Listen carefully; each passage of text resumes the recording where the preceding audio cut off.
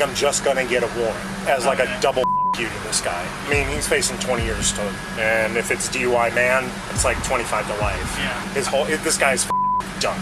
On December 9th, 2022, what started as a routine bicycle ride home from work for Foad Makhmoor in West Palm Beach, Florida, suddenly turned into a heartbreaking tragedy. An armed, intoxicated driver named Jason Karvois, high on prescription pills and fresh off of a bottle of whiskey, swerved onto the bicycle lane at 90 miles per hour and struck Foad, killing him instantly. Karvois fled the scene, and when the police finally caught up with him, he acted as though nothing had happened. Keep watching to see how reality catches up with him, with the realization that the rest of his life will be spent behind bars. All right. Are you okay? Yeah, I'm Do you need any medical attention? No. Okay, do you have your ID on you, sir? I'll be with you in a second, okay? Is that your vehicle, the blue Infinity? Do you have your weapon on you? No. This is your CCW, okay? Here, Jason is so intoxicated that he can barely stand, and he accidentally hands over his concealed carry permit instead of a driver's license. Completely oblivious to the fact that not 100 yards from there is the body of a person he killed. Oh, driver's license right there. Okay, got this. Thank you. Oh, don't. Sorry. You okay? Here. No, Don't fall. I'm gonna sit you in my vehicle so you don't fall, okay? Hold on. I'm just gonna check you for any weapons, okay? Turn. This way. Okay, I'm gonna sit you in my vehicle with AC, okay? You're not in handcuffs or anything. Okay. Right here, though. Jason is seemingly surprised about being put in the back of the car, thinking this is all some sort of innocent misunderstanding. But what witnesses soon are going to describe is anything but innocent.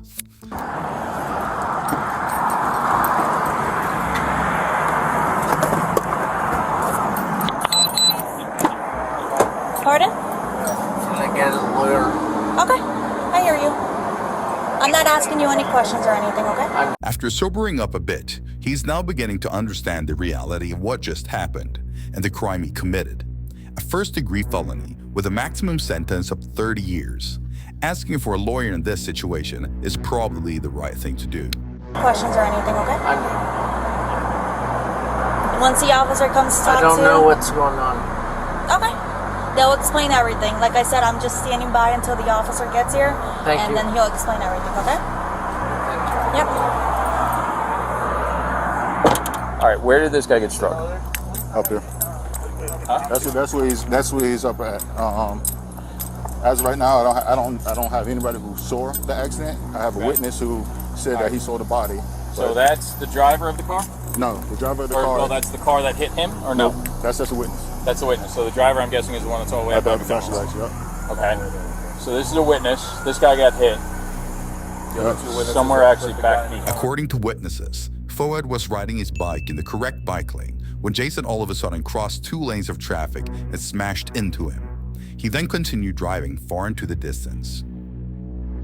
He can't confirm or deny if the bike was traveling east or west. So like if he got clipped but he just saw the body flying. But he's saying it was about here, give or take, anyway. Yep. All right. Alrighty, sir. Thank you so much for hanging around. You're Gerard? Yeah. You okay? Yeah. Okay. So I have my THI unit coming out. I'm gonna ask you what happened. I'm gonna give him a call, and then I'm gonna see if I can release you because I have your information, okay?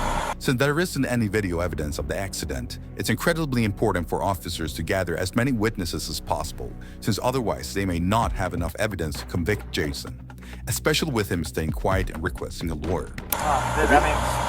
If he does good. Yeah. So Who's coming? it's basically traffic homicide investigator. It's coming out, so I'll just give him a call. I'll find out from you what happened, be able to tell him what's going on, and then we'll probably be able to release you, okay? Can you tell me what happened? I'm just driving behind a BMW, and the car in front of him was a black car. I don't know what vehicle it was. I saw debris fly up. I didn't know what it was. And the car behind him swerved, and I look over and I seen him. He the air. I didn't know it was a body until I thought it was just debris. The fact that the witness, quote, only saw debris says a lot about the speed Jason was driving when he crashed into the cyclist. I looked over, he was face down. I pulled over immediately, ran over to him, and called EMS. It's worth pointing out that while the witnesses were trying to save the victim's life, Jason just continued like normal, trying to flee the scene. And it wasn't until 2 cars chased him and braked right in front of him, forcing him to stop, that he actually stopped. This is extremely important, since according to Florida law, makes a difference between 10 years and life in prison. That's it. Okay. Thank you for And, that. then a couple people stopped after the fact that were behind me, and they helped administer CPR on him, but he never pulled. Did you see the bicyclist driving? Was it a male? I take it? A male? Yes. Okay. Did you see him driving? I mean, he was No, driving. I didn't see a bicycle. I didn't see a bicycle. Okay. That's what I'm saying. Like All you saw all was- I saw was the debris. That's what Okay. it looked like to me. I didn't know it was a bicycle. Car debris or road? No, all his bikes, his stuff. All that? You started seeing all that? Okay. That got hit by the car. I didn't know what it was until I saw the body, and I realized it was somebody on the bike. Okay. Here, the officers interviewing witnesses who saw the crash happen. It is crucial to gather these testimonies as they provide a direct account of what occurred. And the cyclist was riding in that bicycle lane? In that lane. Okay. So the blue SUV struck the cyclist, which you witnessed him strike the cyclist? Yes, I did. Did you see what he was doing before? Did you notice anything that he maybe was doing while he was driving that seemed odd or out of place? I thought it was kind of odd that he swerved towards the bike lane. So was he swerving before you saw him swerving in the bike lane? I don't recall. I don't know if I was paying attention at that point. Where was that vehicle? Where was the blue SUV at? He was in the right lane. The one closest to the grassy median in the bike lane? Next to the bike lane. Okay. Yes. So he swerved basically right. To the right. Okay, into bike lane. Yeah. According to their statements, the driver was initially in the lane next to the bike lane before suddenly swerving right and hitting the cyclist. Then he struck the cyclist, which you observed. Yes. What did he do after he made impact with the cyclist? He kept going. Okay. Did he stop at all? Do anything? No. Look back? Turn around? No? Not to my. I couldn't really see his face at that point, but I remember saying to myself, why isn't he stopping? Why? Okay. And at that point, I mean, it wasn't like he was speeding off away from me or anything. He just kept going. So I started to pull up next to him as I had 911 on the phone, and I noticed this other guy here. He was actually behind him, and it looked like he was doing the same thing. He was, had his phone in his hand, and it looked like he was trying to give him tag information. Okay. At that point, I was side by side of this guy, again in the middle lane. I rolled down my window. I think I was honking my horn, and I, was signaling to him, To pull over? Okay. And he actually pulled over. Okay. So After he pulled over, what did you do? I pulled my car in over here by the McDonald's, and he actually got out of his car, started walking towards me, and he goes, "What did I do wrong?" What is also worth reiterating is that the driver did not stop after the crash, but instead kept driving, which under Florida's hit and run laws to result in harsher penalties, especially if someone has died. It's also important to highlight that it was the Beast's witnesses who stopped the driver by blocking his path. Without their intervention, it could have taken much longer for the police to locate him. Run me through real quick what happened. Are you okay first off? Do you need a water or anything? I'm all right. I have a water. Okay, you got a water? We had a horrible accident. I don't really know what happened. Okay. It was, You don't know what happened? no. Okay. You were driving? Okay, you were the only person that was driving? I was the only person that was Okay. Where were you heading to? heading home. Heading home? Where were you coming from? I work. Your work? What do you do for work? I'm an arms dealer. Like firearms? Yeah. Okay. No weapons on you or anything, right? No. Okay. No. In reference to work, where's work exactly at? Congress Avenue. Congress Avenue? Delray Beach. Okay. And you were going home then, you said? Okay. And you said there was an accident, but you don't know anything about the accident. You were the only person that was in the vehicle. I was changing lanes from right to left, and I don't know what happened. Okay. So you stopped here. Why did you stop here? Or how did you know that you had an accident? I heard the crash and I stopped. You stopped? Yeah. It was a big mess, man. When the police confront the driver, he appears confused and doesn't seem to fully understand what is happening. This isn't uncommon in situations like this, especially if the driver is under the influence or trying to suppress the seriousness of the situation. Okay. Yeah, it was a lot of shock and I don't know. Okay. Do you have any medical ailments or anything? No. No? Were you at the doctor's office today or the dentist for anything? No? Do you take any medication for anything? I take a lot of medication for Are you different things. taking any medication right now or on any medication right now? I take medication daily, but okay. What kind of medication? Buspirone, I don't know, a few different things. A lot of different things? Okay. When the officer asks if he is on any medication, the driver says yes, but he fails to name a single one. This could indicate that he is too intoxicated to remember, or that he is avoiding giving any information that could be used against him later. This strengthens the suspicion that he was not in a condition to drive. Do you drink socially? Socially. Socially. Sure. Have you had anything to drink today? No. No? Nothing? Okay. Did you take that medication today? Yeah. What time did you take that? But you don't remember what it was? No, I don't know, man. The reason for the officer questioning him about medication is due to the fact that some medications can have a severe impact on your ability to drive. This could be an argument against him receiving a DUI. Therefore, it is of utmost importance to clarify this. It is important to note that these medications state on the backside if you're allowed to take them while driving, and if the user fails to comply with the regulations, they can be charged with a DUI regardless. Okay. I'm not trying to be difficult with you. I'm just, you know. Okay. Well, I understand. No, I noticed that you're kind of nodding a little bit and you're slurring your words. You know, this is crazy. Okay.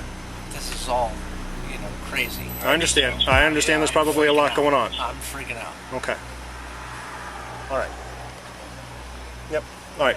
So, Jason, so at this point, I've got you as the person that was operating the motor vehicle at the time of the crash. Okay. The crash actually occurred, what did you say?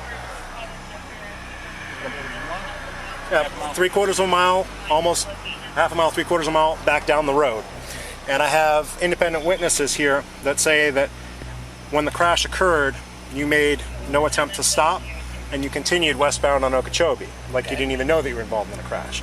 And the reason that you stopped here was because a gentleman laid on his horn behind you and another gentleman got in front of you, and this is why you stopped. Okay? And that was the only reason that you stopped. Okay? So, based on your driving pattern, based on your slurred speech, based on the fact that you don't recall the accident, you take medication, you don't know what kind of medication you've taken, at this point I'm going to ask you for a blood draw. The police then asks if the driver consents to a blood test. He refuses, but under Florida's implied consent laws, this is not optional in situations involving a serious crash. Okay? In order to determine if there's anything in your system which would make you an impaired driver. Okay? So I'm asking, will you consent to that blood draw? No. You're not going to consent to that blood draw. Okay. So because you're not going to consent to that blood draw, what we're going to do is I need you to step out of the car. Okay. Nope. No? No. Okay. So, hang on for me real quick. All right, so what we're going to do is we're going to walk over that medical rig. Okay? Now, I'm going to need your cooperation in this matter. Okay? At this point, based on Florida State statute, we are going to take your blood with or without your consent because you're involved in a crash that involved death. Okay? So, we're going to walk over to that medical rig and we're going to go do a blood draw. Take your hands out of your pockets for me. Right. Don't worry about the door. Don't worry about the door. We got the door. You walk with me. You got kits? Yeah, I got it. Okay.